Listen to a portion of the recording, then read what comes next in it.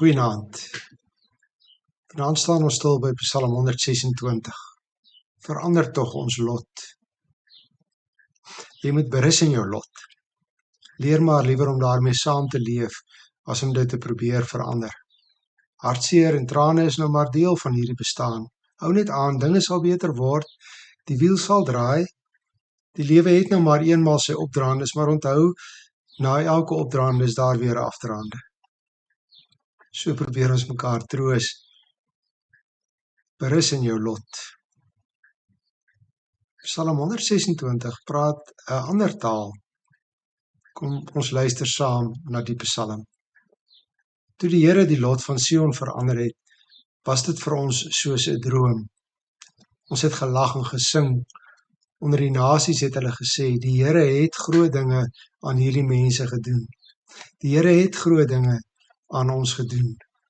Ons was bly. Verander tog ons lot, ook nou, o Here, soos die droë spruite in die suidland in waterstrome verander. Wie met trane saai, sal die oes met gejuig inbring. Al loop hy en huil, terwyl hy die saaisak dra, hy kom juigend terug, terwyl hy die gerwe dra.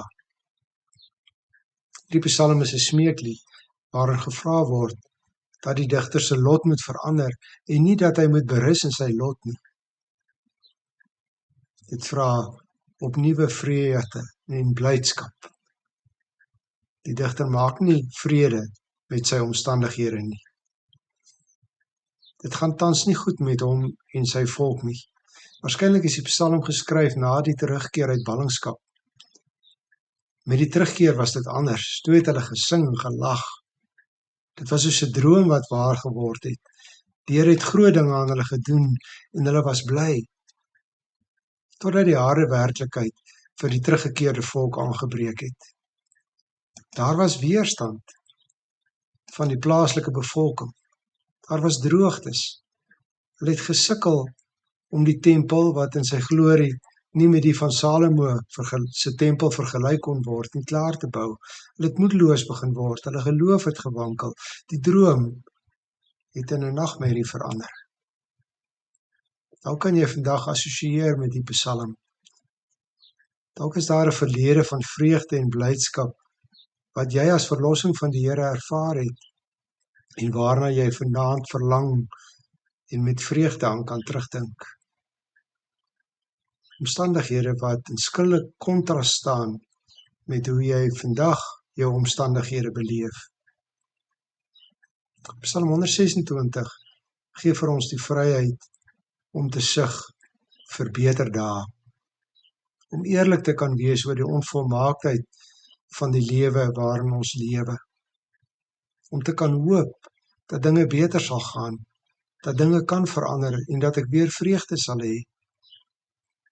Oor sekere dinge mag ons as gelowiges immers nie vrede maak nie. En sekere dinge mag ons nie berus nie. Ons moet immers saam met die skepping en die gelowiges en die Gees sug, soos in Romeine 8. Oor sekere dinge moet ons huil.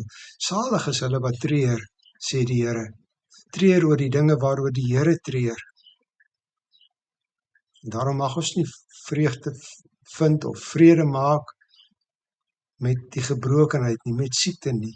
Ons mag nie vrede maak met stikkende verhoudinge nie. Ons mag nie vrede maak met die gebrek aan respek vir mense lewens nie. Ons mag nie vrede maak met bedrog en diefstal nie. Ons mag nie. Ons moet bid dat dit sal beter word. Psalm 126 leer ons dus dat ons maar kan huil, moet huil, nie hoef stil te bly nie. Ons mag ons lot bekla. Jesus het ook gehuil oor die dood van sy vriend en oor die ongeloof van die mense. Dalk huil ons te min. Die doel van ons gesug en gesmeek om 'n beter lot is egter nie bedoel om net iets selfsugtigs te wees nie. Dit is nie die gehuil van iemand wat op 'n hoopie sit en selfbejammering sy lot gesit en bekla nie.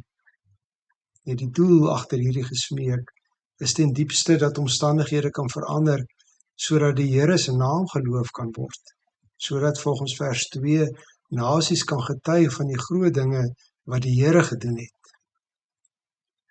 En juist daarom is hierdie nie 'n magtelose en 'n moedelose gehuil en gesig nie.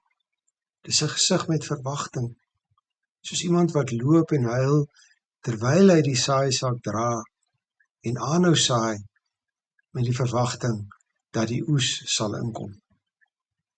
Goeienaand.